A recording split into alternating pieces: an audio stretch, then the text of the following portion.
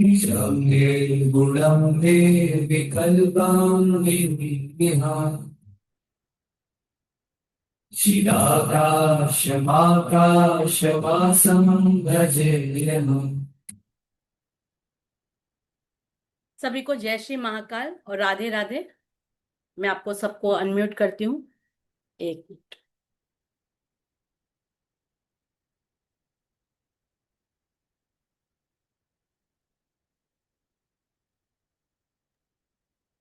Unmute कीजिए।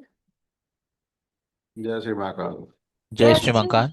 जय श्री जय श्री महाकाल। महाकाल। जय जय जय श्री श्री श्री महाकाल। महाकाल। महाकाल। जय श्री राधे महाकाल। राधे। राधे राधे राधे। राधे। राधे राधे। राधे राधे राधे। राधे। राधे राधे। ऐसा ही आपका प्यार हमेशा मिलता रहे हम सभी को, और आपस में भी आप बहुत ऐसे ही प्यार से रहें। और सत श्री अकाल तेज जी आपको। अ, आज जो मेरा नाम कल्पना शेखर जोशी है, और मैं न्यूमरोलॉजिस्ट, वास्तु कंसल्टेंट, और साथ में मैं रेमेडी एक्सपर्ट।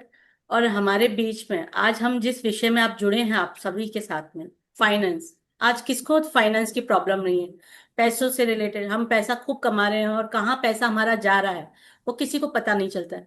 और आज आप लाख रुपए भी कमा लो तो वो बोलते ना, 10 10 रुपए के बराबर हो गया।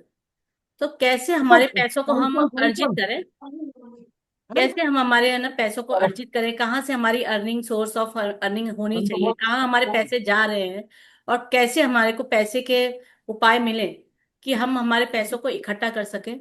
तो उसी के लिए हमारे बीच में मैंने हमने बहुत छोटे पैमाने पे ये हमारी क्लास स्टार्ट की थी, पर आप सभी लोगों का प्यार इतना मिला कि कंटिन्यूसली रौनक सर है ना बहुत सारे क्लासेस लेके आ रहे हैं, वीरेंद्र सर बहुत सारे क्लासेस आ रहे हैं, और हमारी बहुत सारी मॉडलिटीज हमारे इस प्लेटफॉर्म पे आ रही है।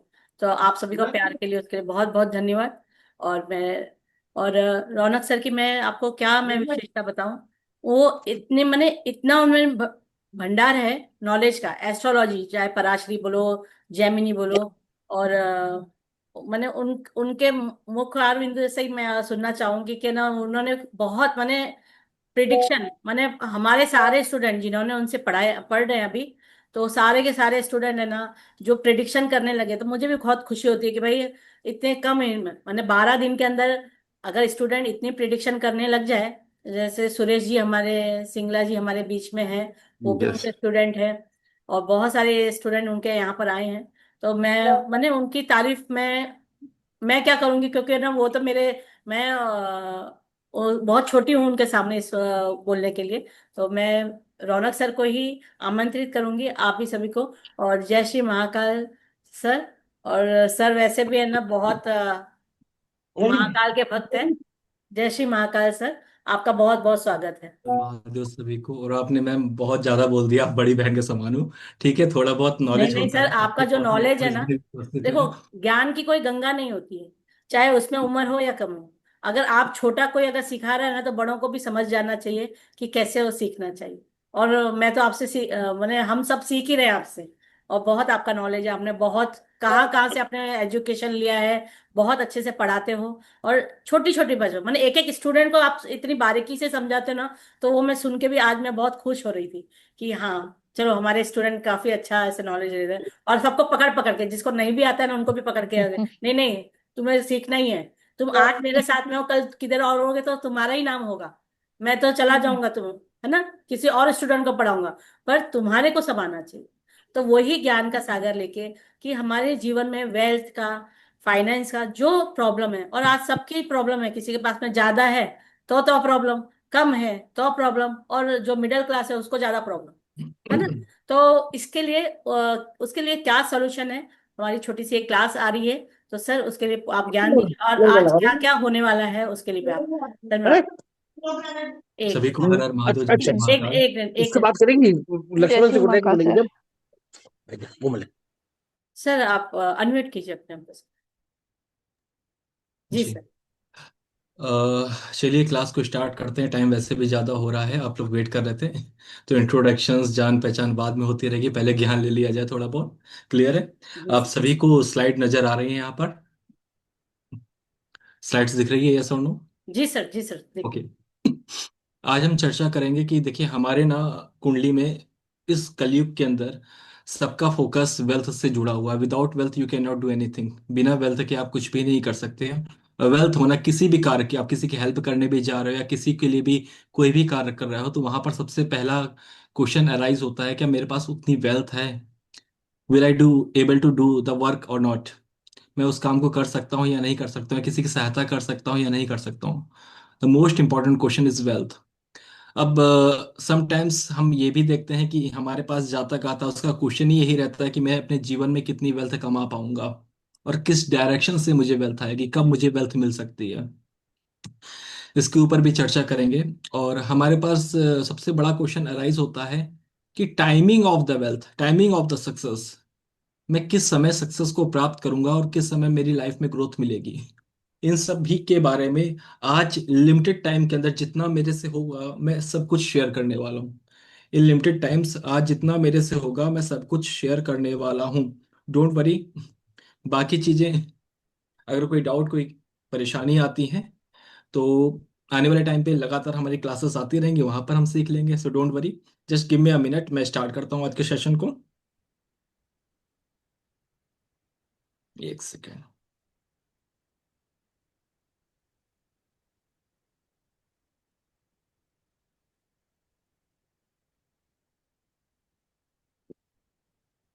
चलिए।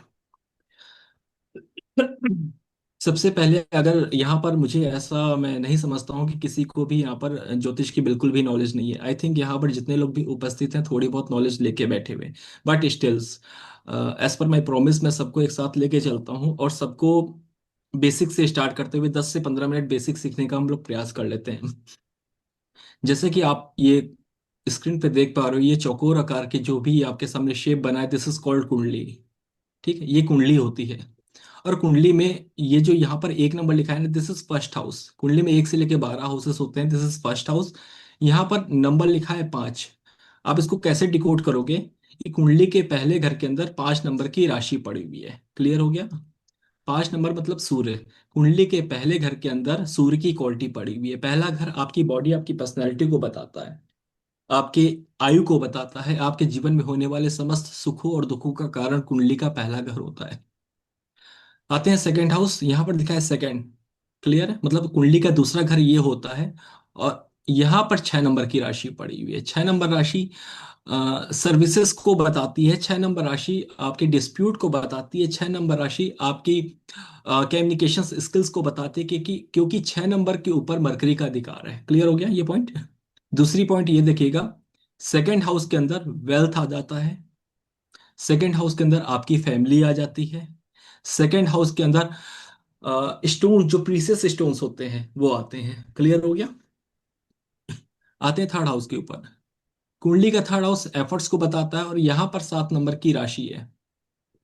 आपके एफर्ट्स देखिए, इसको कैसे आप डिकोड करोगे? कुंडली का सेकंड हाउस वेल्थ है, यहां पर मरकरी का इन्फ्लुएंस आ गया आपकी वेल्थ के अंदर, मरकरी। और 6 नंबर राशि, सिक्स हाउस का इन्फ्लुएंस आ गया आपकी वेल्थ में, मरकरी और छठे भाव का इन्वॉल्वमेंट रहने वाला है। ये इसका डिकोड करने का तरीका है। कुंडली का फर्स्ट हाउस आपकी पर्सनैलिटी है। फर्स्ट हाउस आप होते हो, आपकी हेल्थ होती है, उसके अंदर सिंह राशि सूर्य को रिप्रेजेंट करती है, सन का इन्फ्लुएंस आ गया। आपकी पर्सनैलिटी में सन का इन्फ्लुएंस है कुंडली के फर्स्ट हाउस में, अगर लियो साइन पड़ा हुआ है। डिकोडेशंस किस तरीके से करना है इसको आपको समझिए। कुंडली का सेकंड हाउस वेल्थ के लिए देखा जाता है, इसमें मरकरी की राशि है। और मतलब क्या कि आपके वेल्थ में मरकरी का रोल्स, और 6 नंबर राशि, 6 नंबर राशि किस चीज को रिप्रेजेंट करती है? इसका रोल्स आपकी कुंडली के सेकंड हाउस मतलब धन भाव के अंदर पड़ा हुआ है। थर्ड हाउस में 7 नंबर लिखा हुआ है। स्क्रीन नहीं विजुअल विजुअल हो रही है क्या मैम? हो रही है सर। मंजू मैम, एक बार आप ना अपने नेट को थोड़ा सा देखिएगा, शायद आपके नेट में कुछ प्रॉब्लम है। बाकी मेरी तरफ से तो स्क्रीन विजुअल है और सभी प्रियंका लोगों। जी, आपको दिखाई दे रहा है?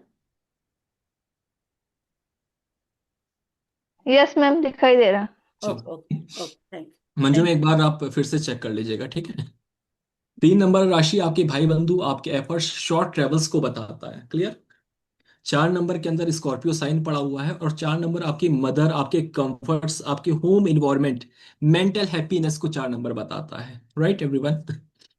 5 नंबर में आते हैं आपकी एजुकेशन, लव अफेयर्स, को 5 नंबर बताता, आपकी एजुकेशन को भी बताता। अभी मैंने बोला, आपको छोटा सा प्रोडक्शन सिखा रहा हूँ।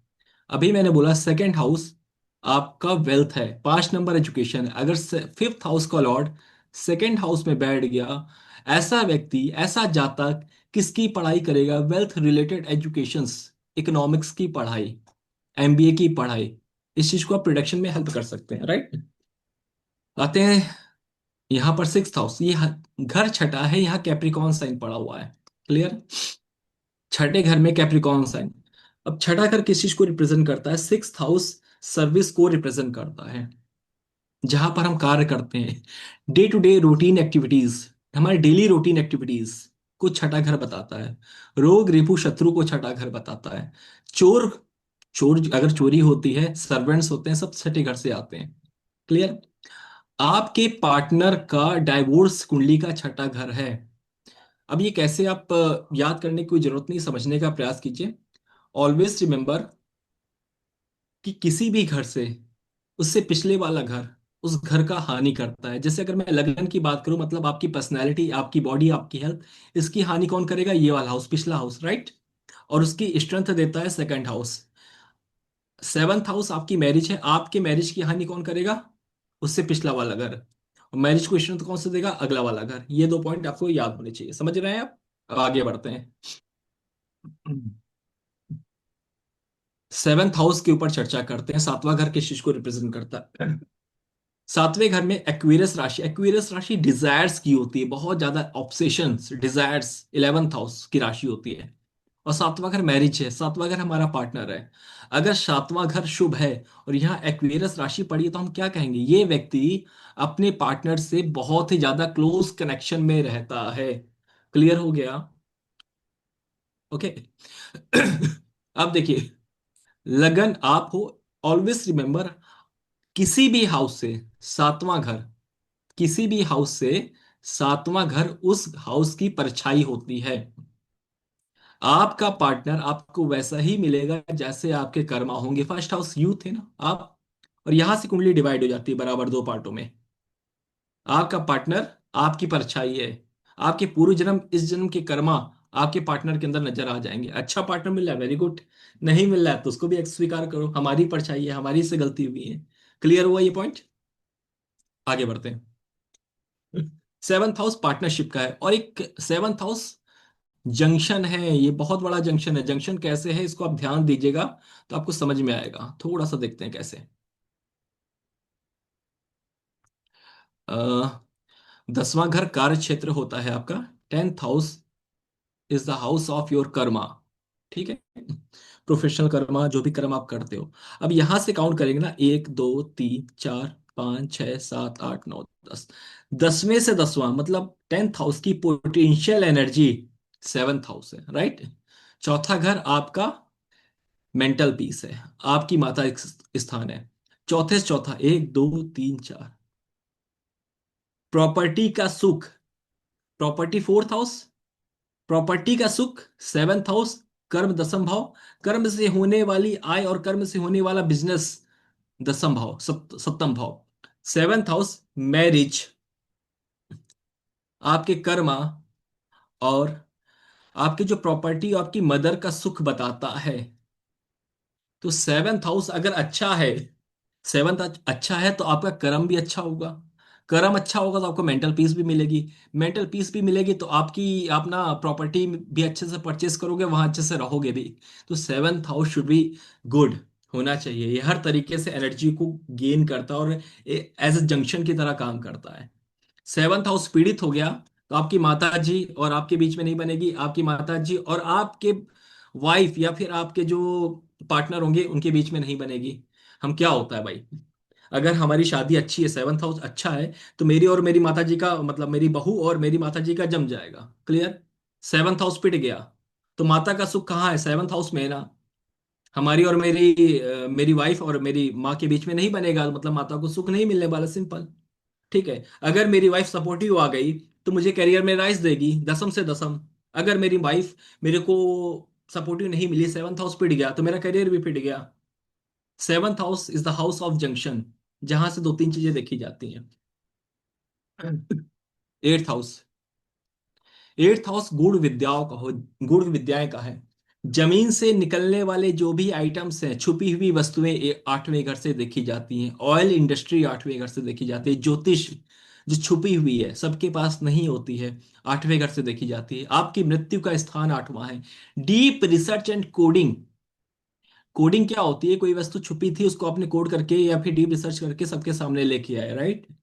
एट्थ हाउस आपकी डीप रिसर्च एंड कोडिंग को भी बताता है। Clear everyone? अब आते हैं आपके, देखिए सॉरी, सेकंड हाउस आपका परिवार था, राइट? सातवां घर आपका पार्टनर है, तो एट्थ हाउस सातवें से सेकंड हुआ, मतलब पार्टनर का परिवार। क्लियर? आते हैं ninth house. Ninth house is the house of धर्म स्थान, धर्म। नाइन्थ हाउस आपके पिताजी का भाव है। नवा घर लंबी दूरी की यात्राएं, थर्ड हाउस शॉर्ट ट्रेवल्स है, नाइन्थ हाउस लंबी दूरी की यात्राएं। लॉन्ग टर्म प्लानिंग, कोई लंबी जो हम प्लानिंग करते हैं, seen from the ninth house. आपके बॉसेस, हायर अथॉरिटी, भाग्य, उन्नति, सब नाइन्थ हाउस के अंदर आती है। आपके परिवार का पूरा डीएनए नाइन्थ हाउस में छुपा हुआ है। Ninth house is the house of DNA. Clear है? क्योंकि देखिए नाइन्थ हाउस आपके फादर है, इससे ही आपकी उत्पत्ति हुई है। और यहां से पंचम, आपका बच्चा पांचवें घर से देखा जाता है। आपके फादर से आप आए, आप से आपका बच्चा आएगा, तो ninth house is the house of DNA. Clear हो गया सभी को? आगे बढ़ते हैं। नाइन्थ हाउस भाग्य, धन कमाने के लिए, लाइफ में ग्रोथ करने के लिए, कोई भी काम करने के लिए आपको भाग्य का सपोर्ट होना बहुत ज्यादा जरूरी पड़ जाता है। टेंथ हाउस, दसवां घर कार्य क्षेत्र है।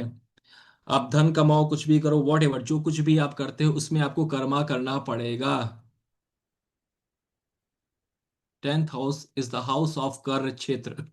क्लियर? दसवें घर का बली होना, दसवें घर के साथ जिस भी प्लेनेट का संबंध आएगा वो आपके कार्य क्षेत्र को इन्फ्लुएंस करेगा, 101% करेगा।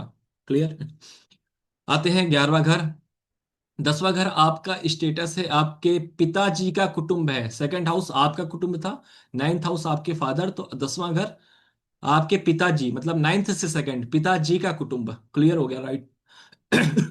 अब आते हैं, जो आज हमारा फोकस रहने वाला है सेकंड हाउस के ऊपर रहने वाला है, और इलेवेंथ हाउस के ऊपर। सेकंड हाउस मैंने बता दिया था, एक्यूमुलेशन ऑफ द वेल्थ भी सेकंड हाउस से देखी जाती है, पारिवारिक वेल्थ भी सेकंड हाउस से देखी जाती है। एंड इलेवेंथ हाउस किस चीज को शो करता है? इलेवेंथ हाउस शोज इच्छा पूर्ति। 11वां घर इच्छा पूर्ति की तरफ इशारा दिखाता है। क्लियर हो गया है पॉइंट? एक सेकंड। अब आते हैं, 11वां हाउस गेन्स है। हमें जो भी गेन्स प्राप्त होता है या फिर जो भी हम डिजायर्स करते हैं अपनी लाइफ में किस चीज को पाने के लिए, 11th हाउस से देखी जाती है। एक्वेरियस राशि, यहाँ पर काल पुरुष में एक्वेरियस राशि आती है, इसीलिए मैंने बोला था ना, 11th हाउस यहाँ पर सातवें घर के अंदर पड़ा हुआ है। सातवां घर आपका मैरिज, आपका पार्टनर, और उसके अंदर किसकी क्वालिटीज है? 11th हाउस की क्वालिटीज पड़ी हुई है, एक्वेरियस राशि की क्वालिटीज पड़ी हुई है। तो ऐसा व्यक्ति आफ्टर मैरिज, अगर 7th हाउस शुभ है, तो ऐसा व्यक्ति आफ्टर मैरिज अपने पार्टनर की तरफ आकर्षित रहेगा। क्लियर? 11th हाउस गेन्स है, 11th हाउस इच्छा पूर्ति है, चाहे वो पैसे की हो या किसी चीज की भी इच्छा हो। 11th हाउस शोज कि आपकी इच्छा पूर्ति होगी या नहीं होगी। Clear? 11th house social circle है हमारा। 12वां घर 12वां घर क्या बताता है? 12वां घर बताता है hospital, isolation, charity, investment, jail यात्राएं। देखो आइसोलेशन में जब इंसान जाता है तो सबसे अलगाव होके जाता है, सबसे अलग होके बैठता है। ठीक है? हॉस्पिटल में जब इंसान जाता है, बेड में पड़ा होता है, तो समाज से अलग होके पड़ा होता है।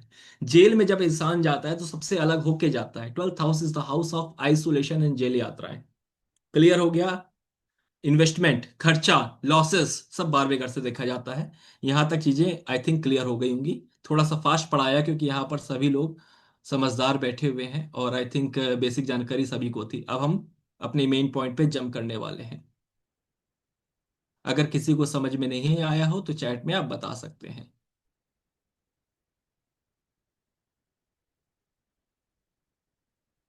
आज की टॉपिक का हमारा मेन फोकस धन, वेल्थ एस्ट्रोलॉजी के ऊपर है। वेल्थ के लिए हम लोग सबसे पहले सेकंड हाउस पे फोकस करते हैं, 11th हाउस पे फोकस करते हैं, वीनस के ऊपर फोकस करते हैं। ये तीन चीजें आपने पकड़ ली, आपको वेल्थ समझ में आ जाएगी। पहला पॉइंट लिखा है, second house and 11th house in horoscope is responsible for your wealth. कुंडली का दूसरा घर और 11वां घर is responsible for your wealth. Second point लिखा है, check the conditions connection between second, fifth, ninth and 11th। अब देखिए, चलो अब चर्चा करते हैं।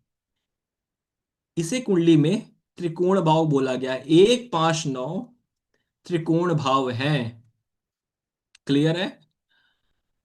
मतलब कि लक्ष्मी स्थान,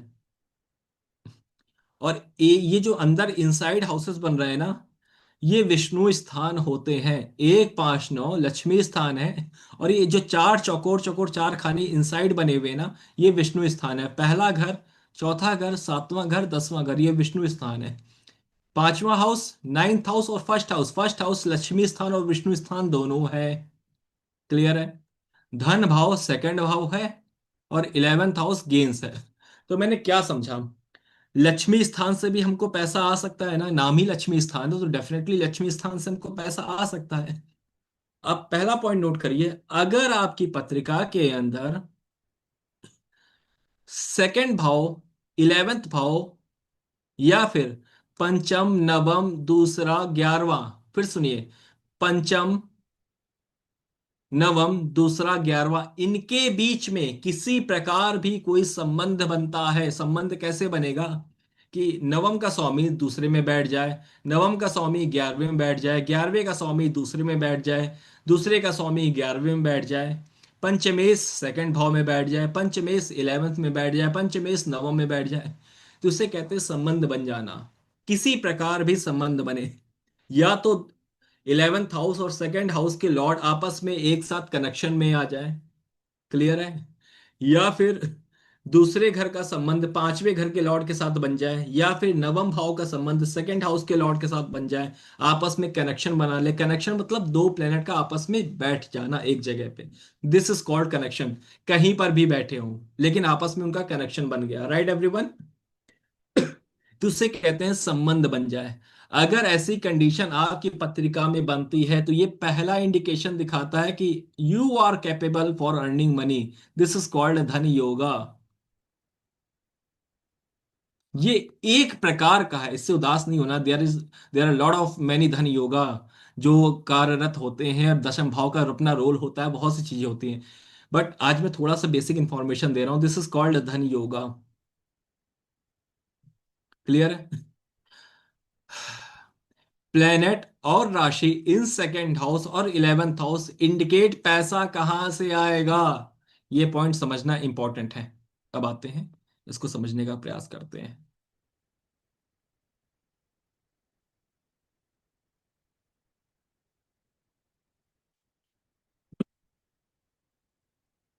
कुंडली के सेकंड भाव पे 6 नंबर की राशि पड़ी हुई है, और कुंडली की यहां पर 11th हाउस में 3 नंबर की राशि पड़ी हुई है। सेकंड भाव अर्निंग, धन, फाइनेंसेस, 11th हाउस गेन्स। अगर मैं बोलूं ये जातक मरकरी से जुड़ के काम करे तो इसको पैसा आएगा या नहीं आएगा। 3 नंबर और 6 नंबर मिथुन राशि और कन्या राशि बुध ग्रह द्वारा होल्ड होती है। Yes everyone? क्लियर हुआ तो थम्स अप दिखा दीजिए। अगर मैं बोलूं ये जातक मरकरी से जुड़ के काम करेगा, मरकरी जिस भी चीज को रिप्रेजेंट करता है वो काम करेगा, कम्युनिकेशंस, राइट, तो इस व्यक्ति को पैसा आएगा। मरकरी से कारका ऑफ बिजनेस, राइट एवरीवन? आते हैं दूसरा पॉइंट। सेकंड भाव वेल्थ है, यहां पर 6 नंबर की राशि है, और 6 नंबर की राशि कुंडली के छठे भाव पे आती है ना, काल पुरुष के अंदर। 6 नंबर की राशि क्या शो करती है? सर्विस। सिंह लगन वाले लोगों को धन कमाने के लिए सर्विस देनी पड़ेगी। सर्विस का काम करना पड़ेगा। मेरा भी सिंह लगन है, आई एम डूइंग सर्विस, ज्योतिष की सर्विस दे रहा हूं, ज्योतिष की चीजें आप तक पहुंचा रहा हूं। Clear everyone? बात समझ में आई? सेकंड भाव के अंदर जो भी राशि आई है, धन वहां से उस राशि के कारकत्वों से आएगा। सिक्स्थ हाउस, सेकंड भाव, रिप्रेजेंट धन, वहां पर 6 नंबर की राशि पड़ी है। ये व्यक्ति सर्विस में जाके या सर्विस दे के मनी अर्जित करेगा। ओके, चलो। वैसे ही 11th हाउस में 3 नंबर की राशि आई है। 3 नंबर की राशि 11वां घर, 11वां घर होता है आपके डिजायर सोशल सर्किल, और 3 नंबर की राशि कम्युनिकेशंस। सोशल सर्किल के अंदर कम्युनिकेशन का काम करके सक्सेस मिलेगी, या फिर सोशल मीडिया के अंदर काम करके सक्सेस मिलेगी। 3 नंबर काल पुरुष के 3rd हाउस में आता है। 3 नंबर मतलब मीडिया, इंटरनेट मीडिया, थोड़ा सा समटाइम्स ऑफ इंटरनेट, इंटरनेट का यूज करके इस व्यक्ति की लाइफ में इसको गेन्स प्राप्त होगा। Simple, clear? ये 3 4 पॉइंट। आगे बढ़ते हैं, चलो।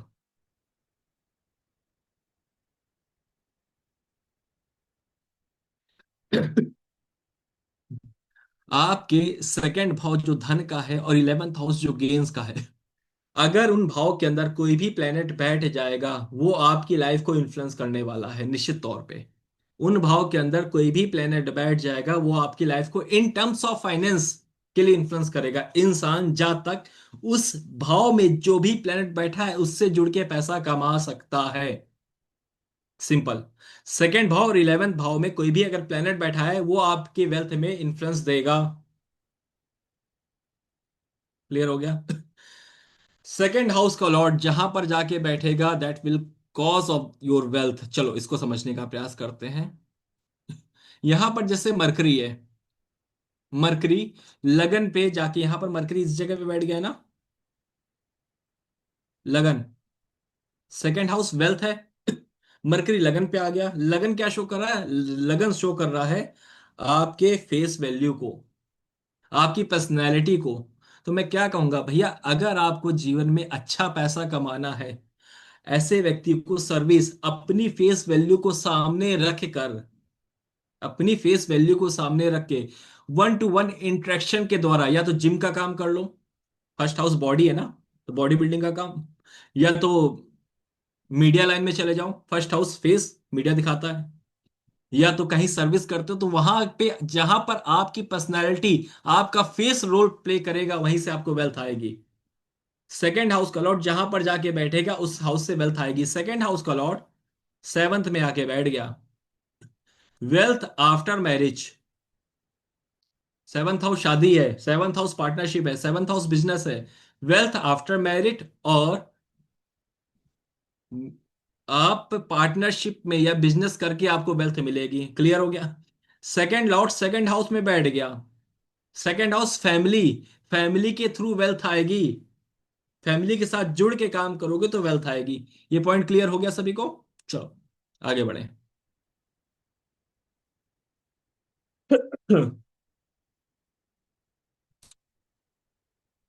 हाँ चलो, ये this is most important point. See the position of Venus and second house from the Venus. Venus क्या है? Venus is responsible for wealth. कुंडली के काल पुरुष के अंदर सेकेंड हाउस और 7th हाउस में वीनस की राशियां आती हैं। Venus is responsible for your wealth, right? आपकी पत्रिका में जहां पर भी वीनस बैठा हुआ, लगा के देख लीजिए, काम करते दिख जाएगा। यहाँ पर सभी लोग की उम्र काफी अच्छी हो रखी है, तो वो आप बहुत आसानी से देख पाएंगे। आपकी पत्रिका में जहां पर भी वीनस बैठा हुआ, for example Venus is sitting here, clear है? सेकेंड हाउस वेल्थ को बताता है ना, और वीनस इज नेचुरल कारक ऑफ वेल्थ। वीनस से सेकेंड हाउस में, वीनस से सेकेंड हाउस में जो भी प्लेनेट बैठा हुआ है, फॉर एग्जाम्पल यहां सन और मरकरी बैठा हुआ है, क्लियर? वीनस से सेकेंड हाउस में सन मरकरी, इस जातक की अर्निंग में सन और मरकरी का रोल आएगा ही आएगा। अगर कोई प्लेनेट नहीं बैठा हुआ है, तो वहां कोई राशि होगी ना, उस राशि का रोल, उस राशि से संबंधित प्लेनेट का रोल उस जातक की लाइफ में जरूर आएगा। या आप अपने कार्य क्षेत्र को लगा के देख लीजिए, कुछ भी कर लीजिए। लता मंगेशकर के सेकंड हाउस में वीनस से मरकरी, मरकरी से कारक ऑफ स्पीच, वाणी, सूर्य। उनको गवर्नमेंट से, भाई अब इतने फेमस लोग हैं तो गवर्नमेंट के थ्रू इजिली अर्निंग हो जाती है, ठीक है? उनको अवार्ड मिल गया तो गवर्नमेंट का पैसा आ गया ना उनके पास। क्लियर है एवरीवन?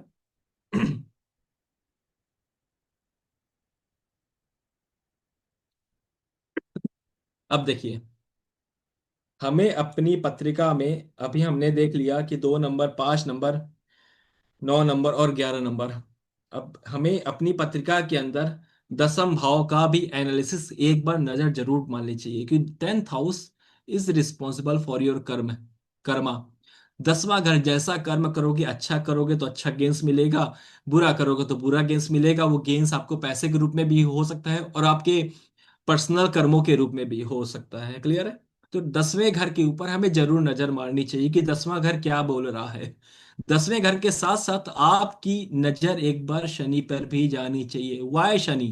कोई बता सकता है? Any idea? अगर चैट बॉक्स में बताना चाहे तो बता दीजिए, वाई शनि? 10वां घर तो समझ में आया, बट शनि क्यों? शनि क्यों? वाई शनि?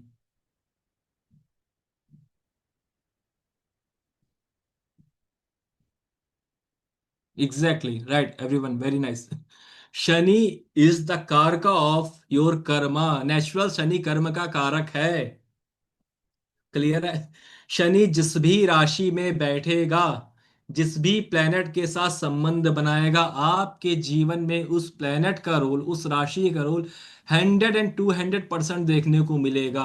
आप इसको लगा के चेक कर सकते हैं। इसलिए शनि इज मोस्ट इंपॉर्टेंट।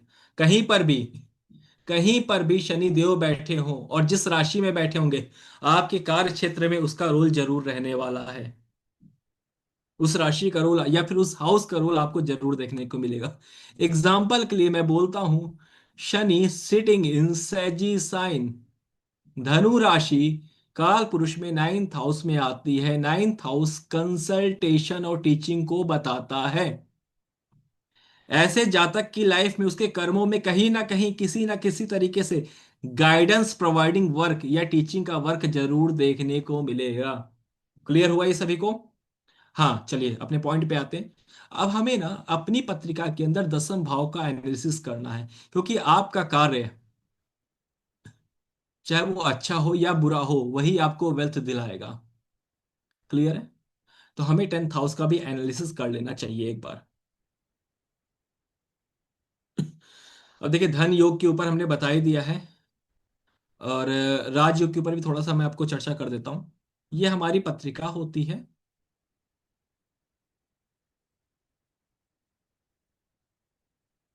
धन योग तो जैसा कि हमारे नाम से हमको पता होता है, धन योग मतलब वेल्थ। अब राजयोग का मतलब क्या होता है? राजयोग मतलब स्टेटस। ठीक है? बट जिसके पास स्टेटस आएगा उसके पास वेल्थ तो अपने आप आ जाएगी। क्लियर है? इसलिए राजयोग भी आपको कहीं ना कहीं इनडायरेक्टली इनडायरेक्टली वेल्थ देते हैं। बट राजयोग साथ में आपको स्टेटस भी देते हैं, एक फेम, एक स्टेटस, राइट?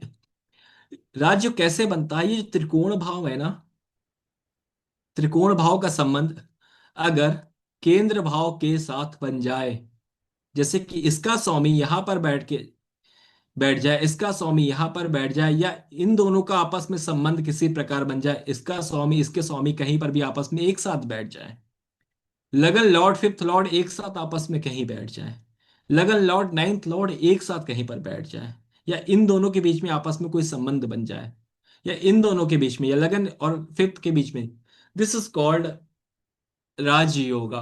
राजयोगा आपको स्टेटस के साथ साथ वेल्थ भी देता है। क्लियर हुआ? अब एक इसमें पॉइंट आता है, इसके ऊपर हम चर्चा करेंगे, D10 चार्ट के ऊपर थोड़ा सा आपको डीप लेके जाऊंगा, डोंट वरी। अब इसको छोड़िए, सेकंड पॉइंट पढ़ते हैं।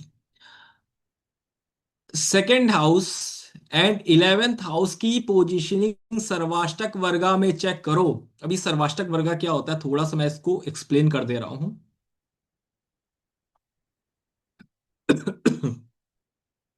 सर्वाष्टक वर्ग क्या होता है? सर्वाष्टक वर्ग इस तरफ इशारा देता है कि आपके 9 के 9 प्लेनेट ने, सॉरी 7 प्लेनेट और लग्न, मतलब मिला के हो गया 8, 7 प्लैनेट्स प्लस लग्न मिला के हो गया 8। 8 लोगों ने इन 12 हाउसेस के अंदर कितने बिंदु छोड़े हैं, वो बिंदु कैलकुलेशन के द्वारा एक टोटल निकाला जाता है, और उस कैलकुलेशन से एक पत्रिका बन के आती है। I will show you. उसे हम सर्वाष्टक वर्ग कहते हैं, और सर्वाष्टक वर्ग से प्रिडिक्शन बहुत आसानी से, बहुत इजिली निकलता है। क्लियर है? अब हम देखिए सर्वाष्टक वर्ग हम चेक करते हैं किस टाइप का होता है, उसके बाद हम आएंगे। ये जो आप देख पा रहे हो, SAV, आपके भी चार्ट में या कोई भी सॉफ्टवेयर आप यूज करते हो, चाहे जगन्नाथ हो रहा है यूज करते हो, या फिर आप एस्ट्रोसेज यूज करते हो, या फिर एनी सॉफ्टवेयर, वहां पर आपको सर्वाष्टक वर्ग देखने को मिल जाएगा। अब सर्वाष्टक वर्ग होता क्या है, इसके ऊपर हम चर्चा करते हैं। 7 प्लैनेट और लग्न, 8 लोग मिलके हर एक भाव में कुछ ना कुछ बिंदु देते हैं। उन बिंदुओं का कैलकुलेशन ही सर्वाष्टक वर्ग आता है। क्लियर है? अभी आप बेसिक के लिए इतना समझ लीजिए, सिंपल सा बेसिक के लिए, बहुत बेसिक है ये पहला पॉइंट है। अगर आपके सर्वाष्टक वर्ग में सेकंड हाउस और 11th हाउस में मोर देन 28 बिंदु पड़े हुए हैं, तो ये ठीक ठाक एवरेज एवरेज प्लस वाली कंडीशंस है यहां पर। अगर आपके सेकेंड हाउस और 11th हाउस में मोर देन 28 बिंदु है, तो एवरेज प्लस वाली कंडीशन, इसे हम कह सकते हैं कि फाइनेंस और गेन्स ठीक ठाक होगा। बट एक कंडीशन इसमें यह आती है, दसम भाव आपका कर्म है। अगर आपके 11th हाउस में दसम भाव के तुलना में ज्यादा बिंदु हैं, सुनिएगा, आपके 11th हाउस में दसम भाव के तुलना में ज्यादा बिंदु हैं, तो note it down, this is wonderful condition. ये क्या बोलता है कि आपका कर्म से ज्यादा आपको गेन्स होगा। क्या बोला मैंने? दसम भाव से ज्यादा बिंदु अगर 11th हाउस में पड़े हुए हैं, इट इंडिकेट आपके कर्मों से ज्यादा आपको फायदा और गेन्स होने वाला है। क्लियर हुआ ये पॉइंट? अगर, चलो एक और पॉइंट समझाता हूं आपको। अब सर्वाष्टक वर्ग ले लिया, थोड़ा सा बता ही दे, क्योंकि फ्लो फ्लो में चीजें निकलती हैं। आते हैं थर्ड हाउस। अगर आपके तीसरे हाउस में 11th हाउस से ज्यादा बिंदु, जैसे यहां पर 29 है, यहां 30 हो जाता, 32 33 हो जाता, ये क्या दिखाता है? आपकी इच्छाओं की पूर्ति से ज्यादा आपको एफर्ट्स लगने वाले हैं। कोई भी इच्छा हम करते हैं, इच्छा पूर्ति हमारी तब होती है जब हम एफर्ट्स देते हैं, राइट? तो क्या शो कर रहा है, आपके एफर्ट्स ज्यादा लगेंगे, उसके बाद आपकी इच्छाएं थोड़ा कम पूर्ति होंगी। ये एक बेसिक कॉन्सेप्ट है सर्वाष्टक वर्ग का। सर्वाष्टक वर्ग अपने आप में बहुत बड़ा टॉपिक है, मतलब ये तो गोचर देखने के लिए भी यूज किया जा सकता है, इवेंट प्रिडिक्शन के लिए भी यूज किया जा सकता है, हर एक चीज के लिए सर्वाष्टक वर्ग का हम यूज कर सकते हैं। कभी इसके ऊपर हम वेबिनार फिर लेके आएंगे, तब आपको सिखाएंगे। अभी देखिए, इस चार्ट को हम देखते हैं, एक नॉर्मल सा चार्ट है। और हाँ, एक चीज और देखिएगा, 9th हाउस का पदा कहां पर फॉल हो रहा है। पदा को मैं सिंपल सा इतना बता दूं, 9th हाउस का मिरर इमेज या फ्रूट्स ऑफ 9th हाउस।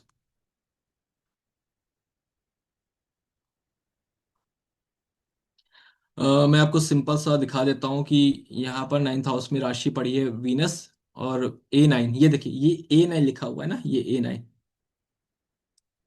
सभी को दिख रहा है। A9, A9 मतलब क्या कह रहा है, दिस इज कॉल्ड पदा ऑफ 9th हाउस। भाग्य का मिरर इमेज, भाग्य के फ्रूट्स कहाँ पर पड़े हुए हैं, इस वाले हाउस में पड़े हुए हैं। सबके चार्ट में अलग अलग हो सकता है, ये पता कैसे निकालते हैं, इसका कैलकुलेशन हम लोग डीपली इन क्लास में सीखेंगे। अभी तो फिलहाल इतना ही समझ लीजिए कि 9th हाउस का पदा आपका 11th हाउस में फॉल हो रहा है। क्लियर? तो पहला पॉइंट नोट कर लो। अब प्रिडिक्शन के कुछ बिंदु आपको दिए दे रहा हूं, कि जब भी गुरु का गोचर, जुपिटर का ट्रांजिट, ट्रांजिटिंग ऑफ जुपिटर, अभी ये ट्रांजिट क्या होता है, जिस समय आपने जन्म लिया उस समय आकाश के अंदर लगातार प्लैनेट्स का मूवमेंट हो रहा था। At the time of your birth, ये जो पत्रिका आपकी बन के आती है, ये बताती है कि उस समय आकाश में कहां पर प्लैनेट मूव हो रहे थे, किस राशि में थे, किस नक्षत्र में थे, और किस हाउस में थे। जन्म के बाद ऐसा तो है नहीं कि भैया भगवान जी आगे प्लेनेट रुक जाएंगे, प्लेनेट तब भी कंटिन्यू होते रहे, राइट? तो अब जो लगातार आकाश में movements of the planet at present time पे है, दिस इज कॉल्ड गोचर या ट्रांजिट। क्लियर? तो मैंने क्या बोला, कि जब भी गोचर में गुरु का गोचर यहां पर आएगा, मतलब कि 4th हाउस में, अभी गुरु का ट्रांजिट मिथुन राशि में चल रहा है, जिसको नॉलेज है उसको पता होगा गुरु का गोचर यहां पर चल रहा है।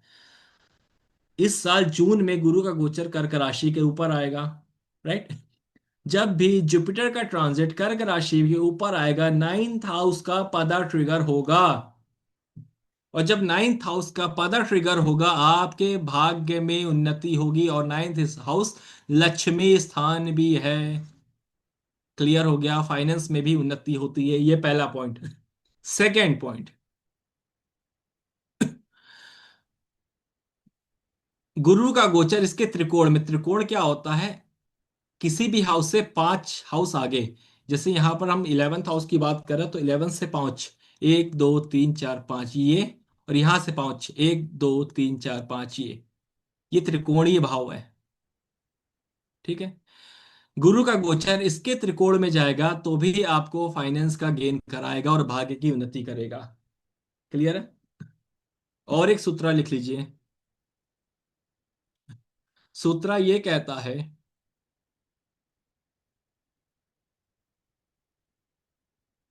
हर हर महादेव, हर हर महादेव।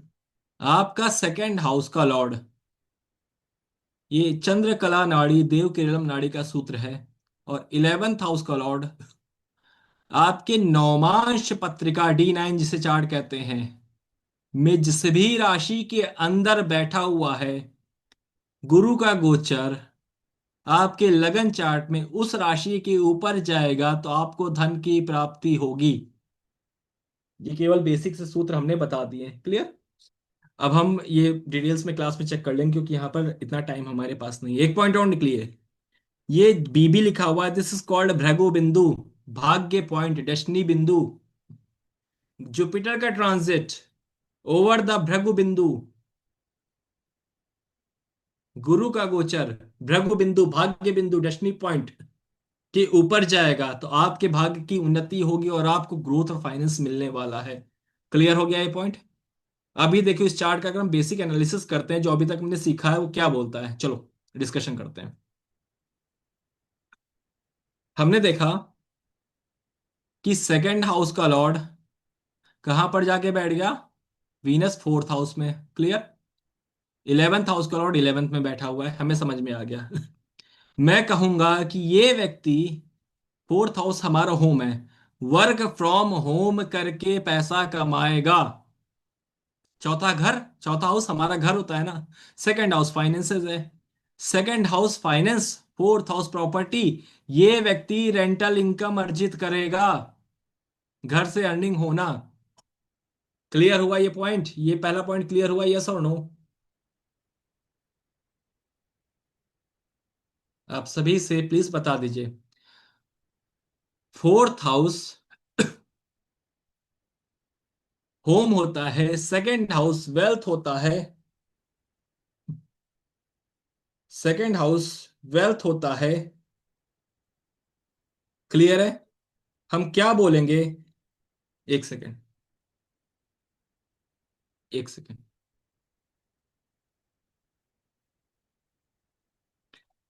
हम क्या बोलेंगे? ये व्यक्ति घर से बैठ के या घर के द्वारा पैसा कमाएगा। दिस इज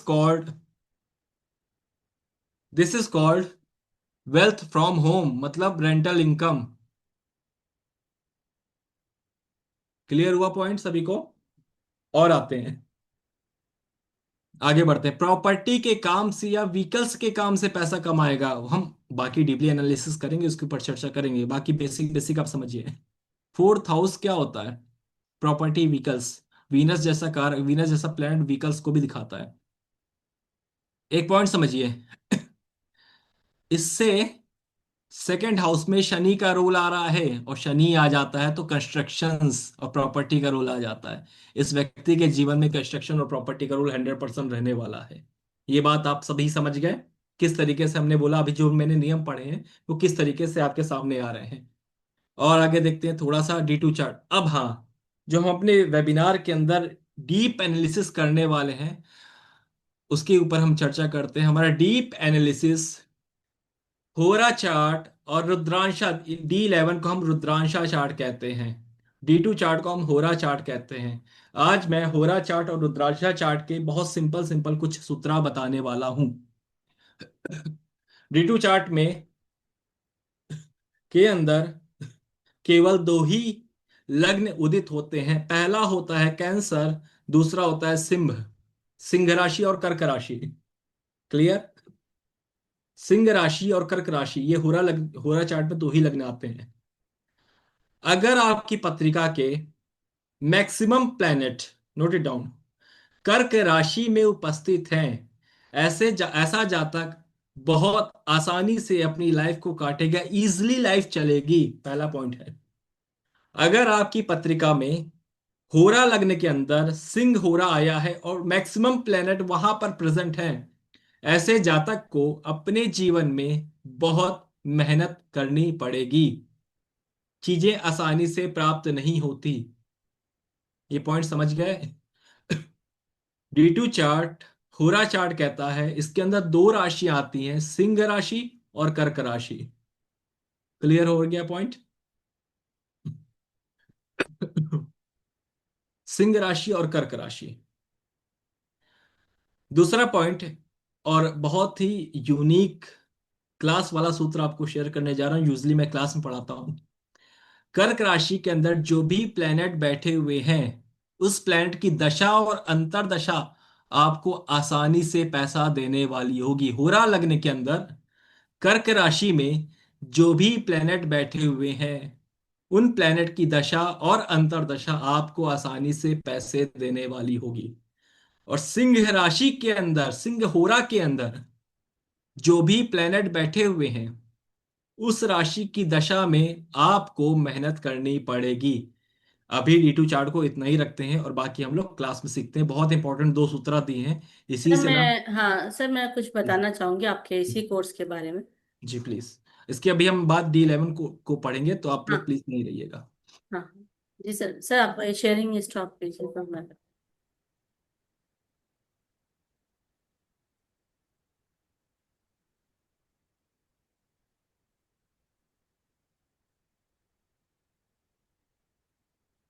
सर आपका पूरा कोर्स का कंटेंट्स दिखा दें?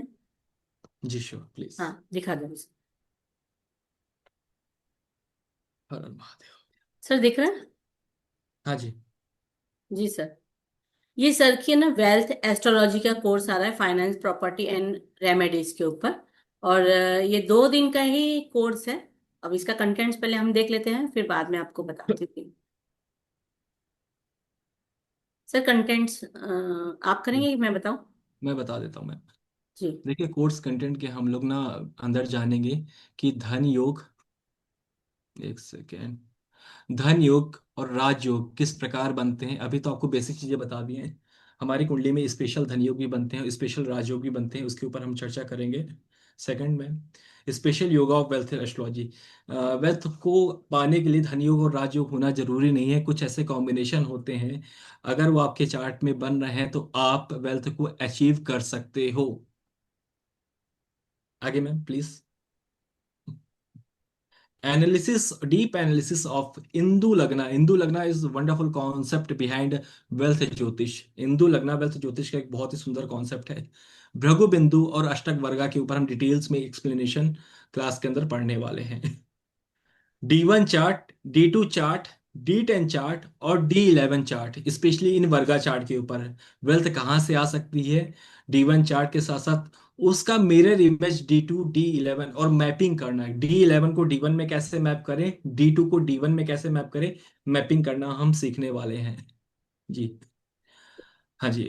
विंशोत्तरी दशा, D2 चार्ट की से हम कैसे अपनी विंशोत्तरी दशा को एनालिसिस। विंशोत्तरी दशा क्या होती है? कोई भी प्लेनेट अपने एक पर्टिकुलर टाइम पे अपने सबसे ज्यादा असर दिखाता है, तो ये विंशोत्तरी दशा का पार्ट होता है। D2 चार्ट के से हम ये पता लगा पाएंगे विंशोत्तरी दशा किस तरीके से काम करती है। और मेरा इसमें पॉइंट है नहीं शायद, बट मुझे याद आ गया तो मैं आपको शेयर कर देना चाहता हूँ। Cat technique, this is a technique of Rahul Kaushik sir. वेदांग ज्योतिष के राहुल कौशिक जी हैं। Karma alignment technique. Karma alignment technique बोलती है कि आपकी कुंडली में किस कर्मों को आप अलाइन करके अपनी वेल्थ को और अपने करियर को आगे लेके जा सकते हो। मैं cat technique only for the wealth पढ़ाऊंगा अभी हाल फिलहाल, और किसी बेसिस के लिए नहीं पढ़ाऊंगा कि लाइफ मैनेजमेंट, मैरिज मैनेजमेंट वो अलग टॉपिक है। मैं cat technique only for the wealth पढ़ाऊंगा आप सभी के लिए। हाँ बताइए मैम। जी सर। सर इसके आगे है क्या? मेरे ख्याल से तो नहीं, आप चेक कर लो। हाँ नहीं है, इसलिए मैं जी सर, एक मिनट। एक।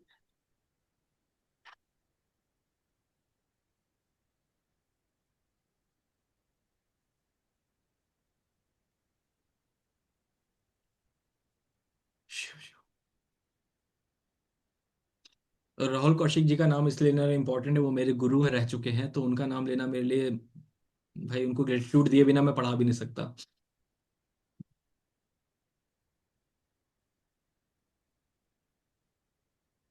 एक मिनट है। सर आपको स्क्रीन दिख रही है क्या?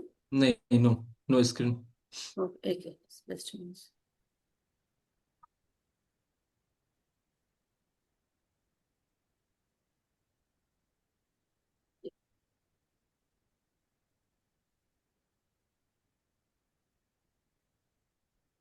सर अभी दिख रही है? हाँ जी, श्योर। ये जो वेल्थ एस्ट्रोलॉजी की सर की क्लास है वो 2 दिन की क्लास है। और 11 जनवरी को शाम को 5 बजे उनकी क्लास है सर की, और सैटरडे संडे है ये क्लास। और इसका अमाउंट 999 रखा हुआ है सर। जी। बहुत ही कम अमाउंट रखा है, ताकि आप इस नॉलेज को गेन करें, समझें, और आपके जीवन में वो चीजों को लेके आए जो आपके जीवन में नहीं है, उसके उपाय कीजिए, उसकी रेमेडीज कीजिए, अपने जीवन में को बहुत और भी सुंदर बनाइए। ठीक है।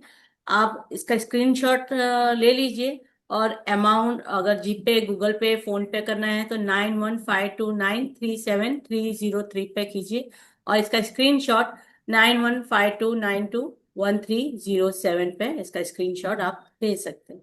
अगर कुछ भी, और ये जो रिकॉर्डेड है ये 1 साल के लिए आपके पास में रिकॉर्ड रहेगा आपके पास में। और प्लस आपको इसका लाइव वो रहेगा, और साथ में आपको जूमिंग मिलेगा, और ऐप पे मिलेगा, जो भी है ना रिकॉर्डिंग वो आपको ऐप पे मिलेगा 1 साल की। आपको सर्टिफिकेट भी मिलेगा, वो भी व्हाट्सएप सर्टिफिकेट मिलेगा। और अगर आपको, सॉरी सर, ठीक है। जी सर। चलिए, अभी हमारा अगर डी हाँ, अगर 11। किसी को ना बैंक डिटेल्स चाहिए तो वो मुझे पर्सनली कॉल कर लीजिए, तो मैं आपको बैंक डिटेल्स दे दूंगी। अभी हमारा D11 चार्ट रह गया था, तो इसके विषय में आपको दो तीन पॉइंट जाते जाते बहुत आसानी से बता देता हूँ। और ये आपको D11 के हर जगह काम आएगा, अगर आप वैदिक ज्योतिष करते हैं, वैदिक ज्योतिष में इंटरेस्ट रखते हैं। किसी भी डिविजनल चार्ट का लगन मोस्ट इंपॉर्टेंट होता है। जैसे कि D1 चार्ट का लगन आप खुद हो, ठीक है, उसी प्रकार डिविजनल चार्ट की अगर मैं बात करता हूं, तो किसी भी डिविजनल चार्ट का लगन लग्नेश इस play the key role of your life for a particular thing. उस पर्टिकुलर चीज के लिए लगन लग्नेश सबसे ज्यादा इंपॉर्टेंट रोल प्ले करते हैं। जैसे कि यहां पर स्कॉर्पियो लगन उदित हुआ है, मार्स और फर्स्ट हाउस में बैठे प्लैनेट विल प्ले की रोल फॉर D11 चार्ट। ये हर एक डिविजनल चार्ट के लिए एक बहुत ही सिंपल सा रूल है। लगन लग्नेश पे हमेशा फोकस करिए। लगन लग्नेश क्यों? क्योंकि वही कार्य करेंगे फॉर उस पर्टिकुलर चार्ट के लिए, वही कार्य करेंगे ना। अगर D11 की बात करो, D11 क्या है? रुद्रांशा चार्ट, इसमें जो कार्य करता है वो आपका लगन लग्नेश है ना। होगा वही जो D11 के लगन लग्नेश डिसाइड करेगा, सिंपल सी बात है। तो किसी भी डिविजनल चार्ट का D9 की बात करते हो तो D9 का लगन लग्नेश, D4 की बात करते हो D4 का लगन लग्नेश, ये पहला पॉइंट। और भी बहुत सी चीजें देखी जाती है, लेकिन डिविजनल चार्ट को एनालिसिस करते समय पहला फोकस आपका यही जाना चाहिए। क्लियर? सेकंड पॉइंट, चलो मैं बता दे रहा हूं, मैपिंग करना क्लास में सिखाऊंगा, लेकिन यहां पर ये समझ लीजिए। 11th हाउस, अगर मैं D11 की बात कर रहा हूं तो 11th house will play most important role. Clear है? D11 का फर्स्ट हाउस और 11th house, it means Mars and Mercury will be the key planet for D11 chart. इनका आपको एनालिसिस करना पड़ेगा, इनकी पोजीशनिंग देखिए कि D11 चार्ट में कहां पर ये पोजीशन है। D1 चार्ट का 11th लॉर्ड कहां पर जाके बैठा हुआ है, थोड़ा सा और हिंट दे दे रहा हूं। D1 चार्ट का 11th लॉर्ड D11 में कहां पर बैठा हुआ है, वो भी बता देगी भाई फाइनेंस की स्थितियां कैसी और कब किस तरीके से रहने वाली है। This is all from my side. अगर किसी का कोई क्वेश्चन है तो डेफिनेटली आप मुझसे पूछ सकते हैं। मैं आपके हर एक प्रश्न का उत्तर देने के लिए आपके सामने हूँ। धन्यवाद राघवेंद्र सर। जय श्री महाकाल सभी को। अगर कोई दिक्कत कोई क्वेश्चन हो तो डेफिनेटली अपना हैंड रेज करिए और अपना क्वेश्चन पूछ लीजिए।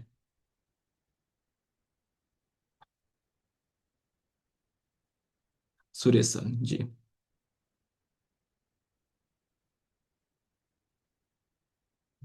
सुरेश सर नमस्कार, बताइए।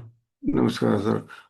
सर मैं तो ये पूछ रहा हूँ कि इतना लंबा कोर्स ये आप दो दो दिन में क्या हो जाएगा जी ये? मैं आपको मेरी आदत पता है, अगर 2 दिन चाहिए तो मैं ठीक 4-4 घंटे पढ़ाता हूँ। आप तो मेरे साथ जुड़े हो सर, आपको तो सब पता है। ठीक है। अगर मेरा मैं और जितना मैं कोर्स देता हूँ उससे ज्यादा ही पढ़ा के जाता हूँ। ये तो आप मेरे साथ बैच भी करो नहीं, ये ये तो आप मुझे जान। पता है, पर मैं वही कह रहा हूँ। काफी तो कोर्स अगर वो काफी। 3 घंटे 4 घंटे चले तो भी मेरे लिए मैटर नहीं करता, क्योंकि मेरा टारगेट है आपको सिखाना। मेरा टारगेट का पैसा होता तो मैं जो मार्केट में इसकी कॉस्ट चलती 5,000 6,000 वो मैं लेता। ठीक है। तो मेरा टारगेट है सिखाना। 2 दिन में जितना भी हो पाएगा सब कुछ सिखा के जाऊंगा। जो लिखा है वो आपको बता के जाऊंगा। That's it. Okay sir, I will attend देखो। ओके ओके, धन्यवाद सर।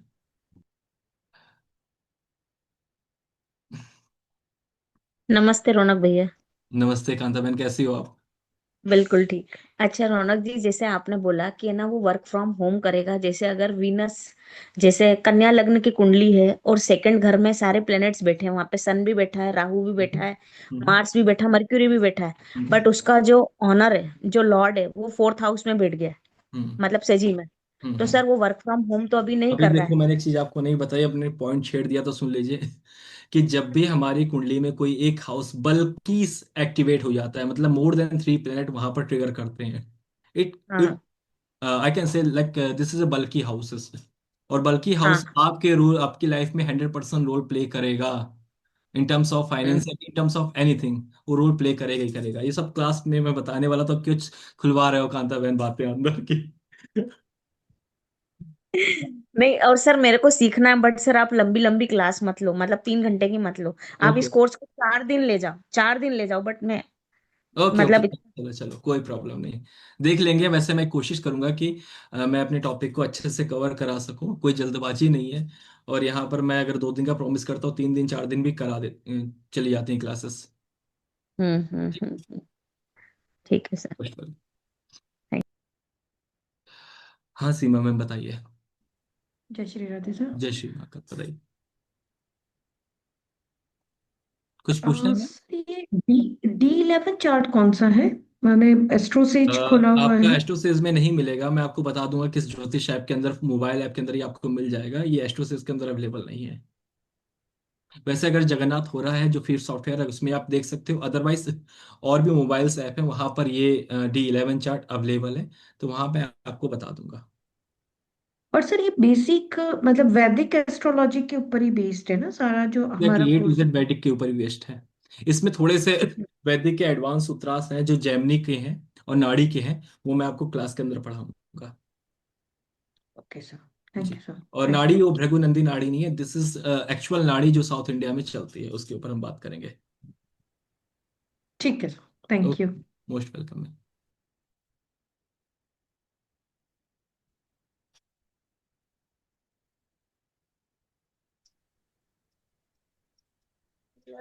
हेलो। हाँ जी मैम। नमस्कार सर। जी नमस्ते मैम। सर जैसे आपने बताया कि जैसे कन्या लगन का है कोई, तो हम्म उसके सेकंड हाउस में 7 नंबर आ गया। हम्म। अगर जैसे आपने बताया कि 7 नंबर अगर चार चौथे घर में आ गया, तो घर से रिलेटेड का, और वही सात 7 नंबर नंबर का चौथे घर पे शुक्र। नहीं। मैंने ये बोला कि सेकंड शुक्र। हाउस का लॉर्ड अगर फोर्थ हाउस से कनेक्शन बनाएगा तो। हाँ, उसका लॉर्ड अगर फोर्थ हाउस से बनाएगा, जी। अगर वही फोर्थ हाउस का लॉर्ड, सेकंड हाउस का लॉर्ड सॉरी, जैसे शुक्र हो गया, वो सिक्स हाउस से कनेक्शन बनाएगा, तो वो किससे रिलेटेड कर? छठे भाव, मतलब आपकी कुंडली में छठे भाव में बैठ गया शुक्र। हाँ, और वो भी लग्नेश के साथ और कर्मेश के साथ, बुध के साथ। छठा भाव किस चीज को बताता है? सर्विस दे के। अब आप किस चीज की आप अगर कोई बिजनेस भी करने जाते हो तो आपको बिजनेस वैसा करना पड़ेगा जहां पर 1 to 1 सर्विस दो। जैसे मेरी कुंडली में भी कुछ कॉम्बिनेशन ऐसे ही बनते हैं। और मैं क्या कर रहा हूँ, मैं सर्विस दे रहा हूँ। किस चीज की सर्विस दे रहा हूँ? ज्योतिष की सर्विस दे रहा हूँ। ज्योतिष की देवता। जी। इस तरीके से और भी चीज़ देखी जाती है। वहां पर कौन सी राशि आ रही है। अब देखिए, राशि और प्लेनेट आपस में जब ऐड करोगे ना, तो उनका एक नया फ्लेवर निकल के आएगा। उस फ्लेवर के साथ आप काम कर सकते हो। ओके। वो हम लोग क्लास में सीखेंगे, डोंट वरी मंजू में। ठीक है sir, thank you. Vinod sir बताइए।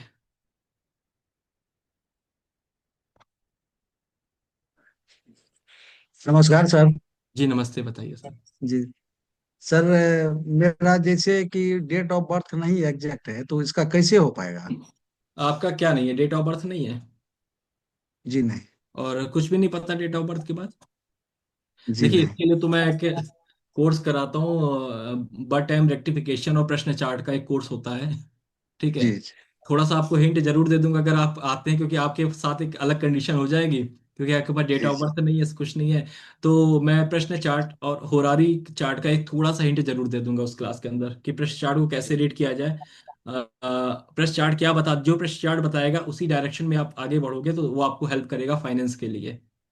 जी जी जी सर। वो केवल आपके लिए होगा, क्योंकि यहाँ पर सबके पास तो डेट ऑफ बर्थ तो वो होगा। प्रेस चार्ट हमारे कोर्स का पार्ट नहीं था, बट आप जी स्पेशल कंडीशन है आपकी, इसलिए मैंने बोला। जी जी। जी सर। ठीक है सर, ठीक है। Contact number sir. आप एक बार कल्पना मैम अगर आप सुन रहे हो तो प्लीज एक बार शेयर कर दीजिएगा, यहाँ पर लोग कांटेक्ट नंबर मांग रहे हैं। एक बार उस्मा मैम।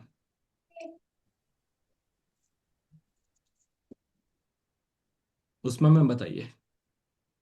सर आप बहुत अच्छा सिखा रहे हो, सिर्फ आपकी स्पीड ज्यादा है तो लिख नहीं पाते हैं, तो थोड़ा अरे वो मैम जो देखिए, मैम अभी ना बोलते। क्लास में तो चलो ठीक है, थोड़ा सा कम कर लेंगे, लेकिन अभी क्या होता है कि मेरी कोशिश ये रहती है कि मैक्सिमम चीज डिलीवर कर सकूं। इसके बाद ये रिकॉर्डिंग भी चली जाएगी, ठीक, यूट्यूब में पड़ी रहेगी आराम से। 0.75 की रफ्तार में सुनिए या 0.5 की रफ्तार में सुनिए, तो उससे आपको बहुत आसानी से होगा।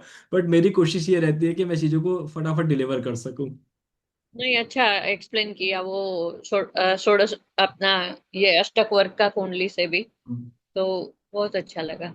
अब अगर मैं ये तो क्लास में पढ़ाऊंगा तो ये मुझे 2 दिन लग जाएगा, जितना आज मैंने यहाँ पर वेबिनार में दे दिया। क्योंकि मेरी स्पीड मुझे पता है कि ज़्यादा रहती है, और मैं कोशिश इसलिए करता हूँ कि आप तक जो भी यहाँ पर आते हैं ना, उनको कुछ मिल जाए। नहीं नहीं, आप बहुत ही अच्छा करवा रहे हो, वो तो डाउट ही नहीं है। बहुत अच्छा करवा रहे रौनक सर, कोई भी हैंड रेस किया है बहुत सारे जनों ने, तो आप ना उनसे बात कर लीजिए कि कैसे क्या है, कि जी मैं करूँ यहाँ से, आप कर लूंगी। मंजू मैम। और उष्मा मैम हो। बताइए मैं मैं। ना जी बताइए। मैं ना ये क्लास क्या कह रहे हैं आप? वीकेंड में है ना, हाँ, Saturday weekend Sunday. Saturday Sunday है। जय महाकाल ठीक है, सर। जय श्री महाकाल। मैं एक्चुअली ज्वाइन। मेरे को ये जैसे आपने आज समझाया था कि बिंदु क्या है, मेरे को ना इसकी बिल्कुल नॉलेज नहीं है वैदिक की, तो इसके लिए पहले मुझे आपका वैदिक वाला ही कोर्स करना पड़ेगा, क्योंकि ये जिस तरह से चार्ट आपने बताए वो हमें बनाने नहीं आते हैं उसके चार्ट तो बारे में। सॉफ्टवेयर के अंदर बन जाते हैं। सेकंड चीज ये है कि देखो, हाँ, उसके मेरा लिए। इस कोर्स को लाने का मोटिव रहेगा केवल 2 चीजों पे फोकस करना, फाइनेंस, ठीक है, सेकंड हाउस और 11th हाउस। हम्म। सेकंड हाउस और 11th हाउस को तो मैं बेसिक से पढ़ाऊंगा, लेकिन बाकी अदर चीज के ऊपर मैं डीप नहीं जाऊंगा। हाँ, वही ठीक। तो वही तो इसके लिए पहले का वैदिक का आना बहुत जरूरी है, थोड़ी बहुत नॉलेज होनी चाहिए जो नहीं है मुझे, हम्म। बिल्कुल भी नहीं है। मैं जैसा समझ लो कि नर्सरी क्लास में एडमिशन लिया है वैदिक का, समझो नर्सरी क्लास, तो कुछ नॉलेज नहीं है। यहाँ तो ऐसे हैं अभी हम जिन्होंने ना कुछ काफी दिन कुछ किया में है। बेसिक कोर्सेज भी लेके आएंगे यहाँ पर, हाँ, वो मैम फिर के मैं पहले वो वेबिनार आपका के। ज्वाइन करूंगी जो आपने पहले एक बार लिया करवाया था। जी बिल्कुल। तो उस वक्त मेरा कोई और कोर्स चल रहा था तो मैं आपकी क्लास ज्वाइन नहीं कर पाई, तो इसलिए मुझे आज की क्लास भी बहुत अच्छी लगी आपकी। तो मैं नेक्स्ट, पहले मुझे अब बेसिक सीखना ओके मैम। है ना, नो प्रॉब्लम, फिर नो मैं आपकी problem. Class sure no join problem. करूंगी। Thank no. यू सर, बहुत अच्छा सिखाया आपने। Thank you. राघवेंद्र सर। जय श्री मंगल सर। जय श्री महाकाल राघवेंद्र सर। सर प्रणाम सर। एक तो आपने इतना वेबिनार में दे दिया, शायद एक ही सेगमेंट में मैं सभी से ये कहना चाहूँगा कि अगर वैदिक की नॉलेज अगर आपको नहीं है, लेकिन सर अगर क्लास लेते हैं तो आपको हर एक पॉइंट को वहाँ पे समझा देंगे। ये आप निश्चित रहिए, चाहे आपको बेसिक आता है कि नहीं आता है, वो आपको वहाँ पे जो अभी का क्राइटेरिया है वो सिखा देंगे।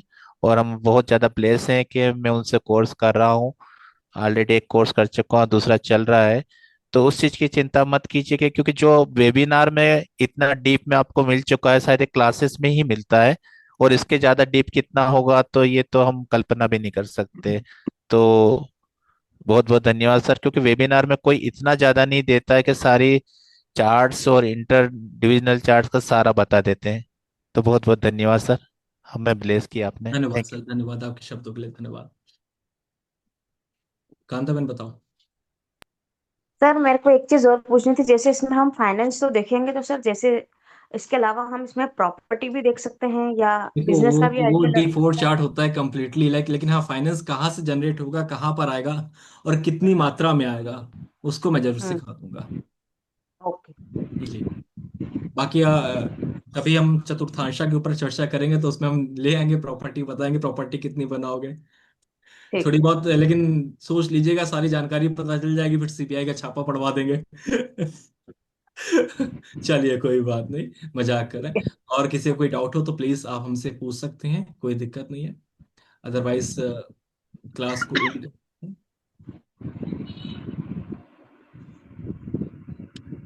राघवेंद्र सर कोई क्वेश्चन फिर से? नहीं नहीं सर, वो सॉरी, वो रेज है। चलो, चलो कोई बात। हाँ मैम, उष्मा मैम बताइए।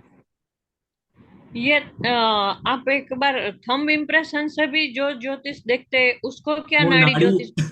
नाड़ी ज्योतिष, हाँ वही होता है। मैं आपको बताऊं, मेरे एक्चुअली ओरिजिनल नाड़ी वो तो जिसने लिखी है वो त्रिकालदर्शी थे, ठीक है। भृगु नंदी ऋषि ने लिखी है, भृगु ऋषि ने लिखी है, और अगस्त ऋषि ने लिखी है।